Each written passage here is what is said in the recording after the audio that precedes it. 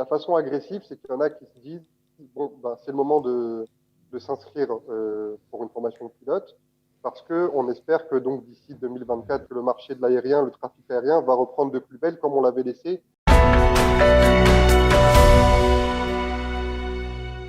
Si vous êtes fan bien d'aviation, si vous rêvez vous aussi de devenir pilote, eh bien écoutez, notre invité qui va tout de suite prendre la parole, il s'appelle Kevin Boisise. On l'avait déjà reçu il y a quelques temps, maintenant quelques années même, on va dire. Il est aujourd'hui pilote privé diplômé, mais malgré le corona, il n'a pas oublié son rêve de devenir un jour pilote de ligne. Kevin Boisise, bonjour.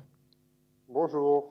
Alors, Bonjour. on est ravis de vous accueillir. D'abord, bravo pour votre licence de pilote privé que vous avez finalement obtenue. Merci beaucoup. Voilà. Alors, on précise que ce n'est pas votre activité principale. Vous faites ça parce que vous êtes un passionné d'aviation et que vous avez envie un jour d'en faire votre métier à temps complet.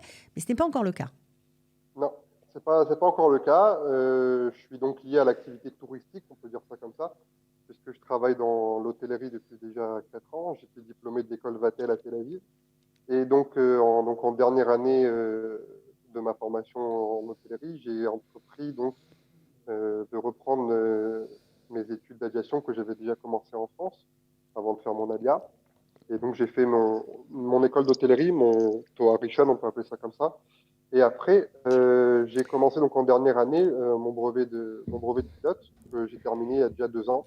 Et ça fait déjà 4 ans donc je travaille dans l'hôtellerie à l'hôtel David Tower à Natalia. Ok. Alors, Et ça, c'est votre activité, on va dire, l'activité principale. Mais nous, ce du qui nous intéresse quotidien. aujourd'hui, voilà, le quotidien, ce qui nous intéresse, c'est comment ça se passe dans les écoles d'aviation en ce moment. Est-ce qu'il y a encore, vu le corona et vu que l'industrie aéronautique, on va dire, a connu un sacré coup d'arrêt, est-ce qu'il y a encore de l'avenir dans cette profession? Est-ce que les cours continuent? Comment ça se passe? Alors, on peut donner deux façons d'opérer. Il y a, on va dire, la stratégie agressive et défensive. Je vais la faire en deux façons de gérer cette crise. La façon agressive, c'est qu'il y en a qui se disent, bon, ben, c'est le moment de s'inscrire pour une formation de pilote, parce qu'on espère que donc d'ici 2024, selon ce que disent les experts aéronautiques, le marché, donc le corona sera complètement stoppé et que le marché de l'aérien, le trafic aérien va reprendre de plus belle comme on l'avait laissé il y a presque un an de ça. Bon, alors ça, c'est ce qu'on Donc il y en a disait au tout début de la crise du corona, il y a un an. On parlait de 2024, mais aujourd'hui, on n'est plus très aujourd'hui sûr. on sait pas aujourd'hui parce que du coup chaque jour qu'on avance, on ne sait pas quand est-ce que cette crise sanitaire et économique va être complètement derrière nous. Aujourd'hui, on entend parler même de variantes du virus. Donc, est-ce que ça va encore retarder l'échéance de cette sortie de crise? Peut-être. Certains, dans les écoles de pilotage, continuent à s'inscrire. Beaucoup s'inscrivent dans un but de loisir.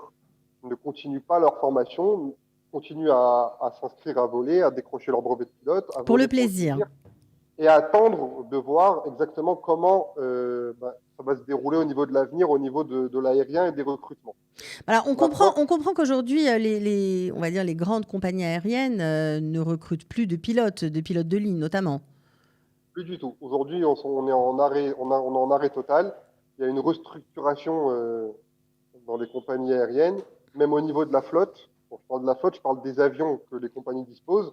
Il y a certaines compagnies qui sortent carrément de leur flotte. On l'a vu avec Air France, par exemple, avec l'Airbus A380, qui ont complètement sorti ces avions du marché parce que, bon, trop gourmands en carburant, et c'est donc des dépenses qui sont d'autant plus importantes pour les compagnies aujourd'hui qui eux-mêmes sont en restructuration et en mode économie, et essaient d'économiser chaque centime qu'ils peuvent pour assurer leur survie. Donc les compagnies aujourd'hui ne recrutent plus et restructurent. C'est ce que j'appelle restructurer. C'est-à-dire qu'ils vont par exemple prendre leurs copilotes qui sont en phase commandant de bord et les faire avancer plus tôt. Ou par exemple leurs pilotes qui sont en fin de carrière, leur faire un départ anticipé à la retraite un peu plus tôt. Donc il y a une restructuration. Et au niveau du bas de l'échelle, au niveau des recrutements, bon, bah, du coup on recrute plus parce qu'on a une quantité suffisante de pilotes pour assurer les besoins qu'on a aujourd'hui. Bon, Donc, il y a certaines en compagnies, fait, c'est des promotions internes plutôt, c'est ça? c'est ça. Il n'y a plus de recrutement extérieur. On gère, on va dire, avec les moyens du bord, avec le nombre de pilotes qu'on a dans la compagnie. Il y a certaines compagnies aujourd'hui, par exemple comme El Al. Si je prends l'exemple de El Al, puisqu'on est en Israël, El Al aujourd'hui, pour assurer sa survie, ils opèrent des vols cargo avec leurs avions de passagers. C'est-à-dire qu'ils ont leur Boeing 787 qu'ils ont acquéri récemment. Ils démontent, donc on va dire toute la cabine passager, et ils en font un avion cargo. Et avec ça, ils assurent des missions cargo, transport de vaccins, on l'a vu récemment. Pendant la première crise, ils ont transporté tout le matériel médical, les tests en Israël. Donc, ils ont un besoin moindre de pilotes. Donc, ils font avec on va dire les meilleurs pilotes ou les plus expérimentés ce genre de mission. Mais du coup, les autres pilotes qui sont rentrés récemment dans la compagnie, bon, bah, eux sont au chômage technique. Donc, du coup, c'est complètement des restructurations économiques au niveau des compagnies. Alors, ça, on comprend que pour, voilà, pour les grandes compagnies, pour les longs courriers, etc., c'est complètement arrêté, mais il y a quand même d'autres moyens. Alors, vous parliez de l'acheminement des vaccins, mais j'imagine que tout ce qui concerne le fret, ça marche encore. Est-ce qu'il y a de Oui. l'avenir dans ce domaine? Le fret, oui, le fret complètement. Aujourd'hui, le fret, c'est un domaine qui, surtout en période de crise où il faut acheminer surtout beaucoup de matériel médical dans les quatre coins du monde, le fret, c'est encore une voie de sortie qui est possible, mais encore une fois, les compagnies aujourd'hui ont leurs équipages et de surcroît, beaucoup de pilotes pendant la première crise, je parle du mois de mars, où le virus s'est déclaré donc, dans le monde entier, beaucoup de pilotes ont perdu leur activité, se sont retrouvés au chômage technique, voire licenciés, parce qu'il y a beaucoup de compagnies qui ont mis la clé sous la porte à cause de manque de liquidité. Et aujourd'hui, on se retrouve avec un marché qui est inondé de pilotes, mais surtout de pilotes expérimentés, qui ont déjà des qualifications, qui ont déjà des milliers d'heures de vol.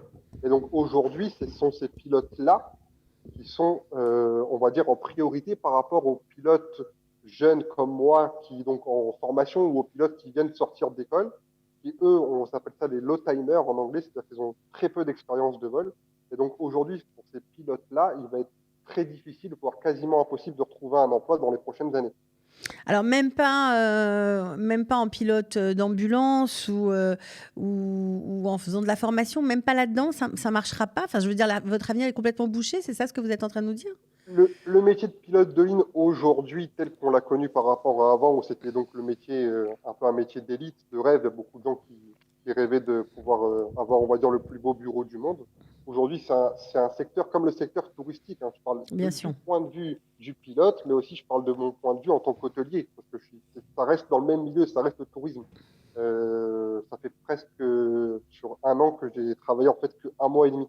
Donc même en tant qu'hôtelier, le secteur, pour l'instant, aujourd'hui, il est complètement bouché tant que les pays n'auront pas réouvert leurs frontières et que donc le flux touristique ne sera pas comme avant.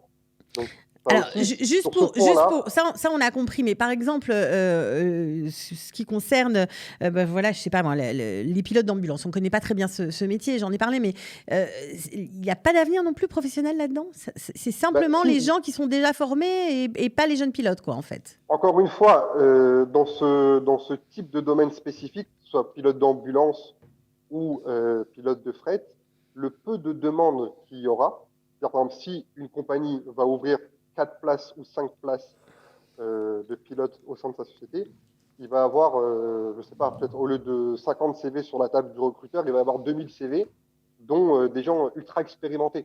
Donc on va dire qu'ils vont prendre les gens qui auront déjà complètement fini leur formation et avec une expérience au préalable. Parce que pourquoi? Parce que la compagnie n'aura pas besoin de les former. Ce sera des gens qui seront déjà directement prêts à l'emploi. Bon, alors, Donc c'est aussi important au niveau économique. si vous continuez à prendre des cours qui coûtent quand même très cher, j'imagine que vous avez quand même une perspective d'avenir. Qu'est-ce que vous comptez faire? Alors moi, c'est ce que je disais au début de l'interview. Vous vous rappelez, je vous dis, il y a deux stratégies. Il y a la Ouais. stratégie agressive et défensive. Pourquoi j'ai dit ça?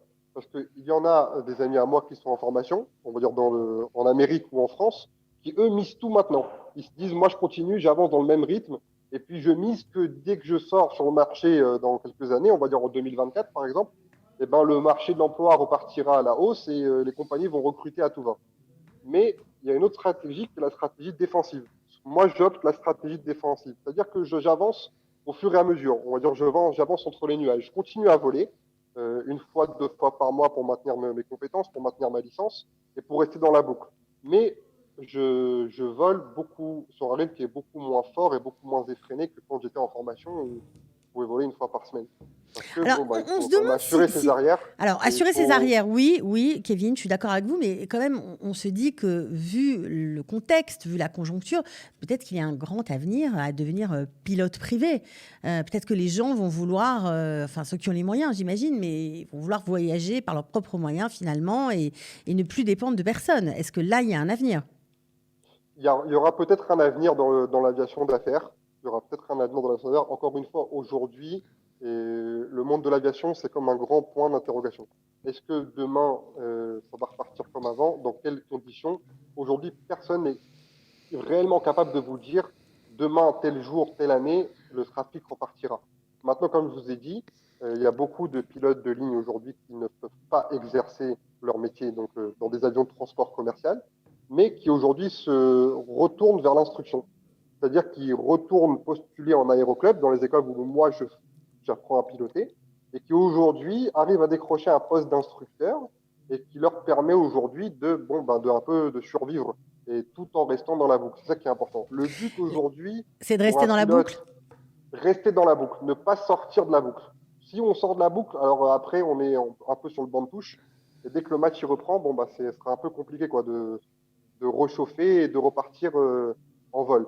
D'ailleurs, aujourd'hui, ce qui coûte beaucoup d'argent également aux compagnies, ce que je disais dans un cadre de restructuration, c'est qu'il y a certaines compagnies aériennes qui sont obligées de maintenir leurs compétences de pilote. Donc, ils sont obligés de dépenser des sommes pour que leurs pilotes soient encore prêts à voler dans le cas où le marché et où le trafic repartirait. C'est Combien des de coûts temps énormes pour un les compagnies. pilote peut rester sans voler avant de reprendre des cours ou de se reformer ou avant d'être capable de reprendre un avion de ligne, par exemple? Il y a, on va dire, des étapes, c'est-à-dire que ça dépend de l'âge et de l'ancienneté. Il y a aussi le fait que chaque pilote doit effectuer une visite médicale au moins tous les ans et un contrôle au simulateur. Alors, ça dépend de l'âge et de l'expérience. Ça peut aller de tous les 2 ans jusqu'à même tous les 6 mois, un contrôle au simulateur. Et ce qui est difficile pour les pilotes aujourd'hui qui se retrouvent donc sans emploi, c'est de garder ces compétences pour passer ce contrôle au simulateur. S'il ne passe pas, la licence elle est perdue et c'est la fin de la carrière, quoi. Donc c'est Mhm. d'autant plus difficile aujourd'hui où l'entraînement et la pratique elle est beaucoup plus amoindrie qu'avant parce qu'aujourd'hui les pilotes ne volent presque plus. Alors, on sait quand même que ce sont des études extrêmement chères. Alors, on s'est demandé si, en cette période où vraiment il y avait moins de candidats et moins de trafic, forcément, moins de demandes, est-ce que les prix ont baissé? Non, les prix n'ont pas baissé. C'est fou. Non, c'est ce qui est quand même assez incroyable, c'est que les prix n'ont pas baissé au niveau, je parle au niveau du coût de l'heure de vol, hein, bien sûr. Maintenant, Vous pouvez si nous je prends rappeler mon combien cas, coûte une heure de vol parce alors c'est que, pour qu'on ça, se rende c'est compte? ça. Parce que Alors l'heure de vol en formation, il faut compter 1000 shekels, ou on va dire en France, c'est en Israël parce qu'en Israël c'était excessivement cher, mais on va dire dans d'autres pays du monde, je prends en France et il faut compter 100 euros de l'heure, donc la différence elle est énorme. Aux États-Unis, on parle de 100 dollars. Si je convertis avec un shekel, on 350 va dire shekels, 4 ça fait un 400 peu shekels. moins, oui. Donc il y a beaucoup, comme je vous avais dit la première fois que j'étais venu en plateau, qui vont se former à l'étranger pour essayer d'amoindrir et d'avoir une certaine économie sur le coût de formation. Moi, ce que je fais aujourd'hui, c'est que je vole pas en aéroclub Air Celia, mais je vole sur un avion privé. C'est-à-dire que je vole sur un avion qui appartient à un propriétaire qui, lui, loue cet avion pour un coût de l'heure qui est beaucoup moins cher que ce que j'avais en aéroclub. Donc, du Ah ouais, coup, bah ça aujourd'hui, c'est bien j'arrive de nous à donner, maintenir c'est mes bien, compétences. bien sûr, c'est bien de donner des tips pour ceux qui se demandent comment faire. C'est-à-dire que comme vous avez déjà une licence de pilote privé, vous êtes tout à fait à même de voler seul. Et donc plutôt que de prendre Absolument. des cours dans un aéroclub, eh ben, vous louez un avion privé, quoi. C'est ça, qui me coûte, on va dire les trois quarts du prix ou peut-être des fois même à la moitié du prix de ce que je payais avant. Donc, ça me permet et d'économiser de l'argent et de voler et d'être dans la boucle. Et ces heures de vol comptent quand même pour... Absolument. Tous les heures de voilà. vol qu'on fait après l'obtention de la licence, elles sont enregistrées sur un carnet de vol et rien n'est perdu. Donc ça, c'est un bon plan à suivre. Bon, alors qu'est-ce qu'on peut vous souhaiter, Kevin? Qu'est-ce qu'on peut me souhaiter? Bah, je pense qu'aujourd'hui, ce qu'on peut souhaiter à tout le monde, d'abord, c'est d'avoir la santé. Parce que je pense Ok. que sans la santé, aujourd'hui, celui qui tient sur ses deux jambes aujourd'hui, déjà, c'est déjà une très bonne chose. Et après, ce qu'on peut me souhaiter, c'est de continuer déjà à voler. Parce que l'essentiel pour moi, même si aujourd'hui, on va dire qu'on est dans un avenir qui est un peu sombre, parce qu'on ne sait pas ce qui va nous attendre demain.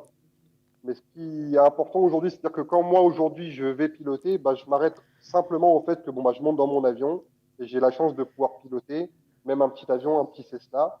Et je pense que c'est important aujourd'hui, il faut se raccrocher à ça, parce qu'à l'époque, avant le corona, on se disait, on était un peu mécontent de ce qu'on avait et on voyait toujours plus loin, plus loin, plus loin, plus loin. Mais aujourd'hui, en fait, la petite chose, le fait de pouvoir s'extraire du sol, voler, ne serait-ce une heure et demie, et revenir sur Terre, c'est déjà une bonne chose. Et il faut déjà se servir de ces petits moments de bonheur pour se renforcer intérieurement et toujours croire en notre rêve. Eh bien, écoutez, je crois que vous avez mis du baume au cœur ce matin à tous ceux qui nous écoutent et qui auraient bien envie, eux aussi, de s'extraire de leur réalité, de voler, de survoler Israël. Mais alors, pour ça, il va falloir prendre peut-être, eh bien voilà, un petit tour, réserver un petit tour d'avion avec D'ailleurs, vous, Kevin. Ben ah ouais, voilà, avec je lance plaisir. l'info. Exactement. Vous pouvez lancer l'invitation. Donc, si quelqu'un souhaiterait donc apprendre, faire un petit baptême, une C'est excursion, possible. Donc, on vous c'est possible. contactera, on vous tag sur Facebook, on vous contactera avec plaisir.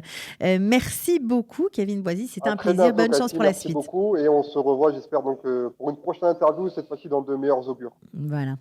À bientôt, Kevin. Au revoir.